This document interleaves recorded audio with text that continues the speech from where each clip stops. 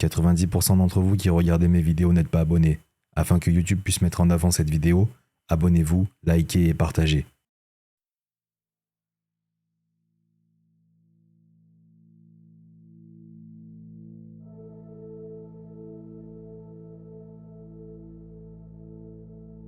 Le 2 septembre 1945, le Japon capitule et la Seconde Guerre mondiale prend fin.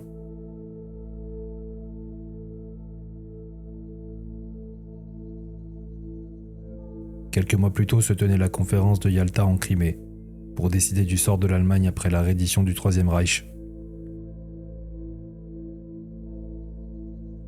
Churchill, Premier ministre d'Angleterre, et Roosevelt, président des États-Unis en fin de vie, sont tous deux accueillis par le ministre des Affaires étrangères de l'URSS, Vyacheslav Molotov, rejoint peu de temps après par Staline lui-même. En 1946 a lieu le procès de Nuremberg, qui vise à statuer sur les crimes de guerre commis par les dignitaires nazis.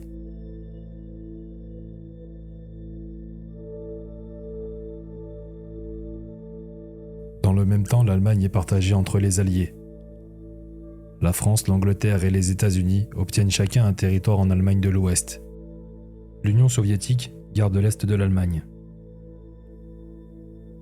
Berlin, la capitale, elle aussi est divisée. Berlin-Est pour la Russie, Berlin-Ouest pour la France, l'Angleterre et les États-Unis.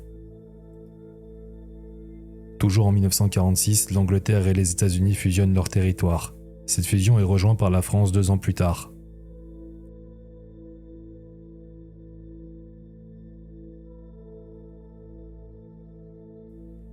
Les Américains engagent le plan Marshall.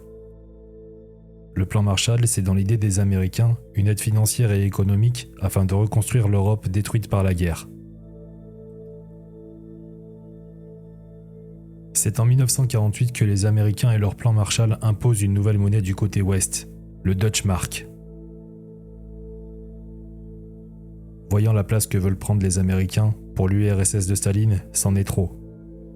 Staline n'est pas dupe, cette monnaie est inutilisable du côté Est, qui avait alors pour finance l'Ortsmark. Pour Staline, cette mesure ne fait aucun doute qu'il s'agit d'actes anticommunistes, qui pourraient amener de nouveau à un conflit mondial. Staline s'oppose au plan Marshall, il amorce un blocus terrestre contre Berlin-Ouest en 1948. Libéralisme et communisme s'opposent. Pour rappel, à ce moment-là, Berlin appartient à l'URSS pour le côté est de la capitale et au reste des Alliés pour l'ouest. Ce tour de force de Staline prive ainsi 2 millions d'habitants de nourriture et de charbon pour se chauffer, dans une Allemagne en ruine.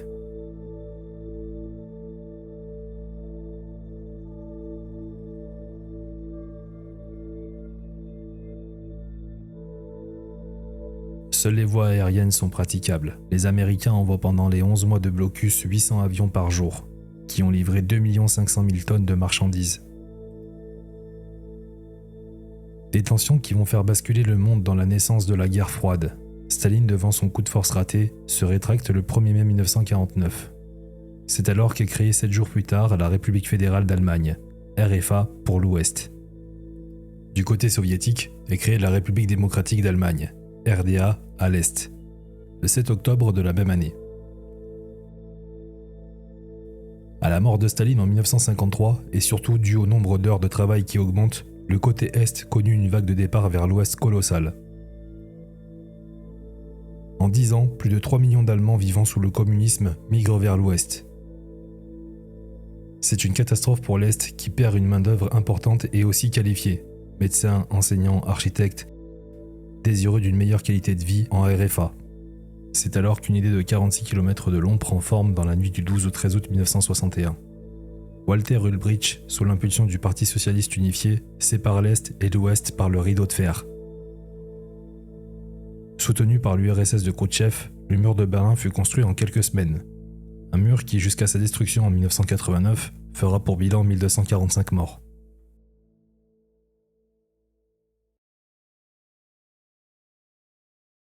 Bien, il était important de poser le contexte historique afin de comprendre qu'au sein de l'Allemagne, le pays est divisé en deux nations, donc 2 championnats, un pour l'Est, un pour l'Ouest, et bien sûr 2 équipes nationales.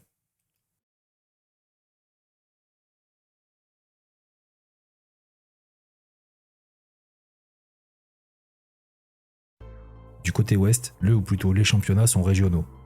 Chaque région de la RFA organise un championnat régional. Nord, Sud, Est et Ouest. Le premier de chaque zone se rencontre à la suite d'un tirage au sort pour déterminer les demi-finales. Le vainqueur de cette deuxième partie de compétition est sacré champion d'Allemagne. Pour le football de l'Ouest, une grande décision va changer à jamais l'histoire du foot allemand. Du côté Est, dès 1949 est créée la DDR Oberliga. L'année suivante, en 1950, un autre projet du côté de l'Est voit le jour. Espionnage, arrestation arbitraire, torture. Elle a créé un climat de peur et de méfiance généralisée, incitant souvent les citoyens à se méfier les uns des autres. Il s'agit de la Stasi. Et vous verrez que personne n'est épargné. Personne. Même pas les footballeurs.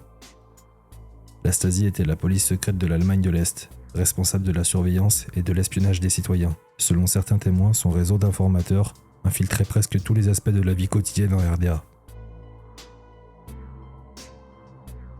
L'Allemagne de l'Est est gangrénée par des affaires politiques dans le foot. Pour exemple de ce qui peut arriver dans cette Allemagne communiste, parlons du patron de la Stasi, Erich Mielke.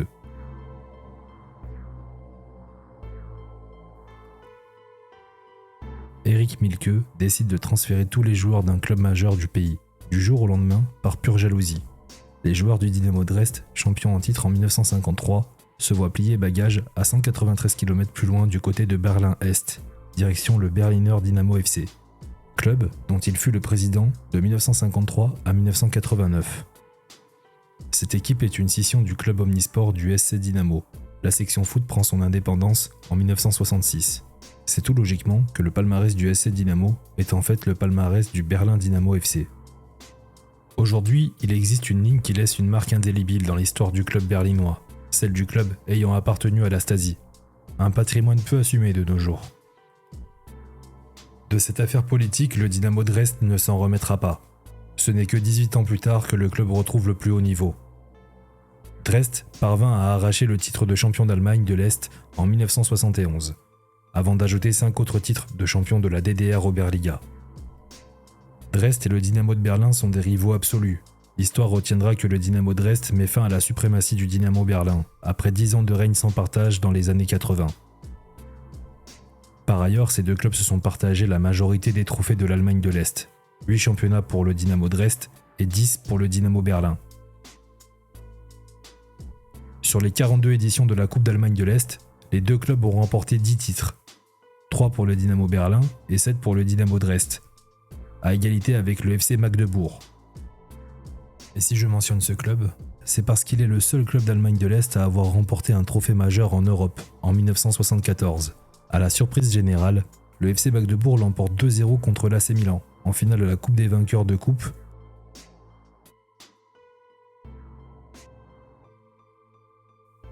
Le club, comme on le surnomme, a réussi là où a échoué un autre grand club de l'Est. Le FC Carl Zeiss Lena, battu en 1981 par le Dynamo Tbilissi, 2-1. Un autre club en 1987 accédera à la finale, le Lokomotiv Leipzig, mais eux aussi n'ont pas rencontré de succès.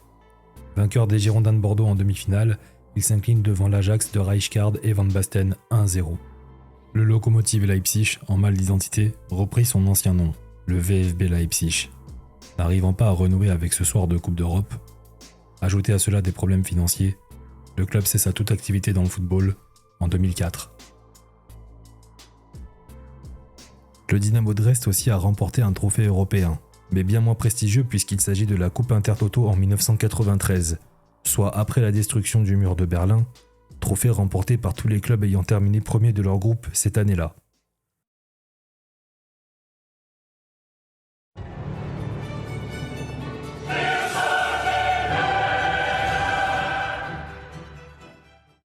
La Coupe d'Europe est un excellent baromètre afin de mesurer l'ampleur que la politique a pu avoir au sein d'un pays divisé en deux.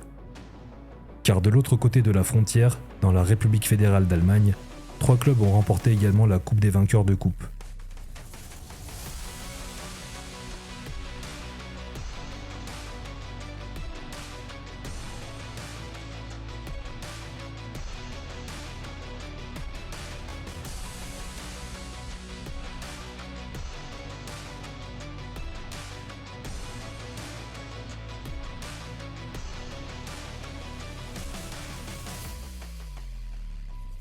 Mais surtout en Coupe des clubs champions, ce sont 2 clubs de l'Allemagne de l'Ouest qui remportent le trophée. Le Bayern par 3 fois de suite et Hambourg en 1983. Souvenez-vous, plus tôt dans la vidéo, je vous parlais de 2 équipes nationales et aussi d'une décision importante. Après la Coupe du Monde 1954, sur laquelle nous reviendrons, les performances de l'Allemagne de l'Ouest inquiètent les dirigeants du pays. Dans un premier temps, contre l'idée d'un championnat unique, il n'eut pas le choix de se rendre à l'évidence. Pour le bien de la nation, il était impératif de ne plus avoir de ligue régionale indépendante, mais bien un championnat unifié afin d'uniformiser le niveau.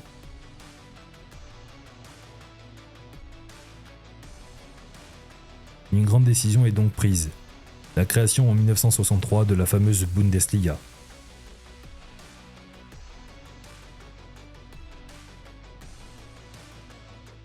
Une décision qui a porté ses fruits, puisqu'aujourd'hui l'Allemagne est l'un des pays ayant remporté le plus de titres en Ligue des Champions, avec 8 Coupes d'Europe.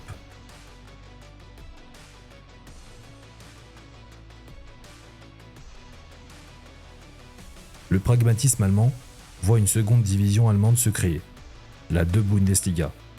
Les championnats sont composés de manière suivante. La Ligue 2 allemande est représentée par le nord, le sud, l'ouest et l'est. Les 2 premiers de chaque région sont qualifiés pour un système de play-off. 8 équipes sont réparties en 2 groupes de 4 et le premier de chaque groupe est promu en Bundesliga. La 2 Bundesliga est créée afin de réduire l'écart de niveau entre la Bundesliga professionnelle et les divisions inférieures, tout en offrant une structure compétitive pour les clubs relégués de l'élite.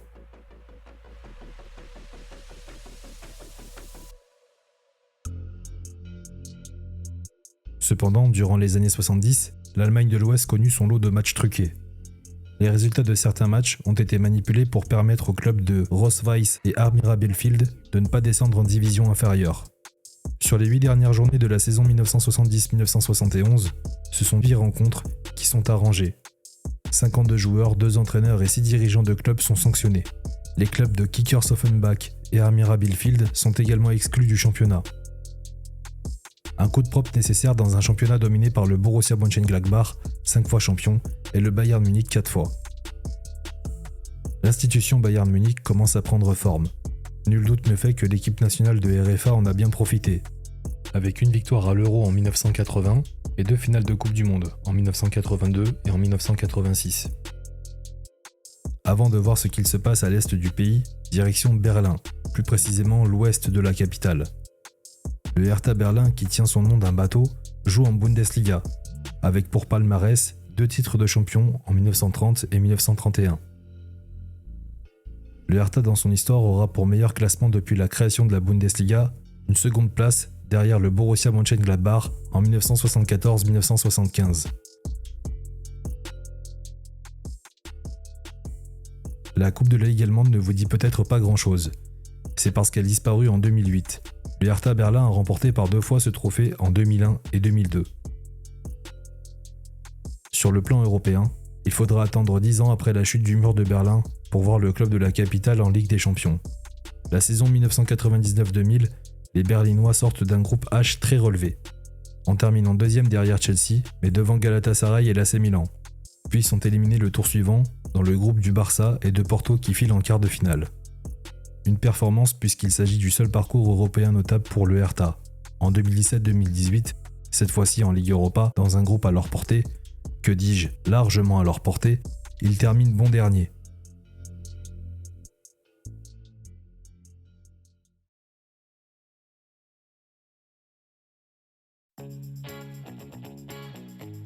À l'Est, rien de nouveau.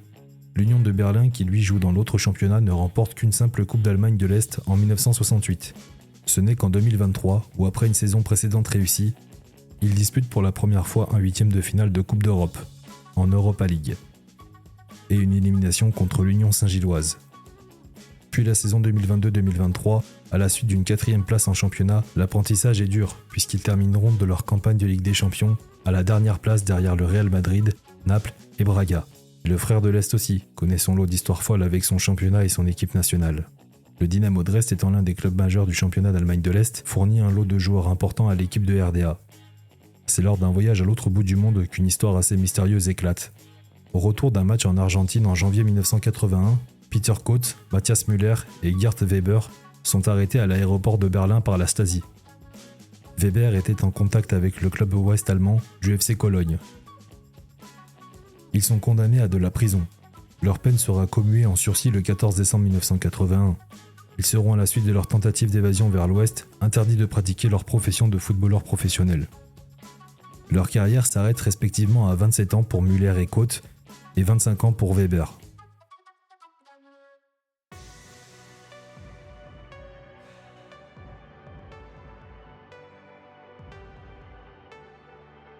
Le tout premier match de la sélection est-allemand est une défaite contre la Pologne 3-0 en 1952. En 293 matchs officiels, le bilan pour l'Allemagne de l'Est est de 138 victoires, 69 nuls et 86 défaites. Le seul palmarès de l'Allemagne de l'Est est une médaille d'or aux Jeux Olympiques en 1976. Un parcours brillant dans le groupe le plus relevé. Malgré le forfait du Nigeria, il termine deuxième, en tenant tête au Brésil 0-0, puis en l'emportant 1-0 contre l'Espagne. Et pour la suite de la compétition, l'Allemagne de l'Est corrige l'équipe de France 4-0, puis se défait de l'Union soviétique et l'emporte en finale contre la Pologne 3-1.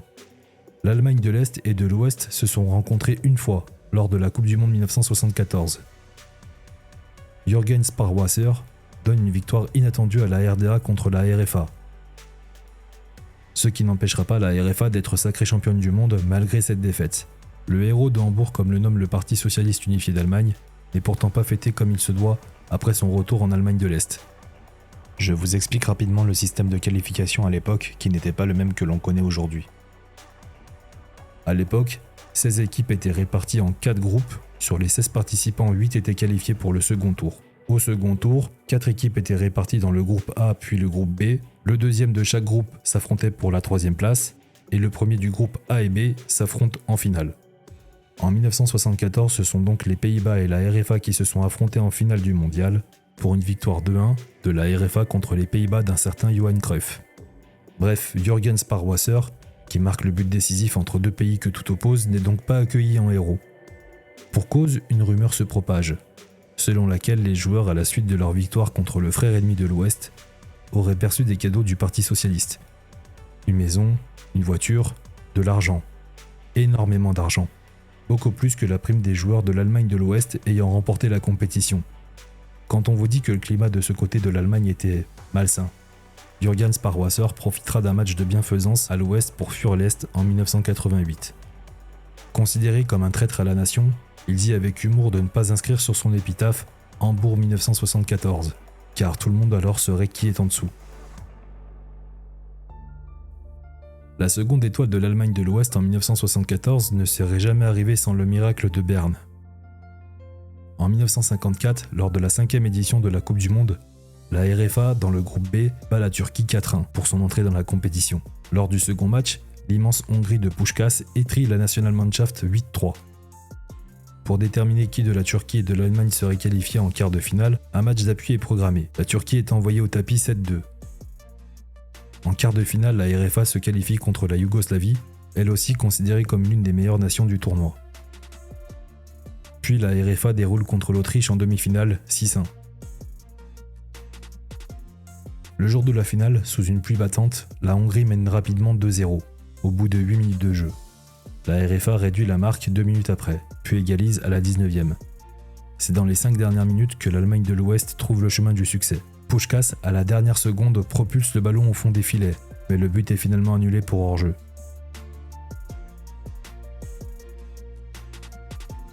Leur victoire a ravivé la joie des supporters et symbolisé un tournant dans l'histoire post-Seconde Guerre mondiale. Ce succès a également lancé une période de régularité absolument incroyable pour l'Allemagne en Coupe du Monde. Leurs performances en 1954 ont laissé une empreinte indélébile, symbolisée aujourd'hui par les 4 étoiles sur leur maillot. Ainsi, l'équipe de 1954 demeure un symbole de réussite pour les générations futures. Depuis cette date, jusqu'à 2014, la RFA, puis l'Allemagne, n'a manqué aucune édition de la Coupe du Monde, atteignant au minimum les quarts de finale à chaque fois. L'équipe allemande détient des records mondiaux avec 8 finales et 13 demi-finales.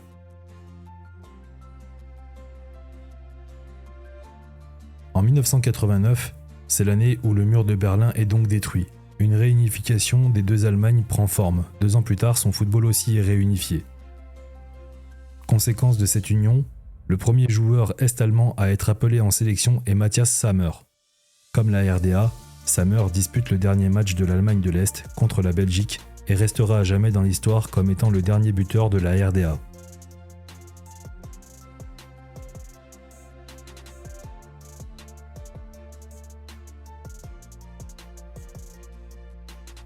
Le premier joueur officiellement parti pour l'Ouest après la destruction du mur en 1989 est Andreas Thom. Il est d'ailleurs le premier joueur est-allemand, depuis la réunification, à marquer avec l'Allemagne, lors d'un match contre la Suisse en 1990.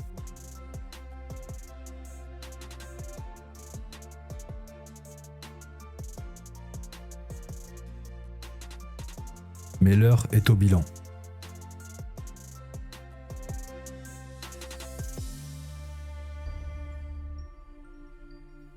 Sur les 54 équipes réparties entre première, deuxième et troisième division en 2024, seulement 7 sont de l'Allemagne de l'Est, soit un peu moins de 13%.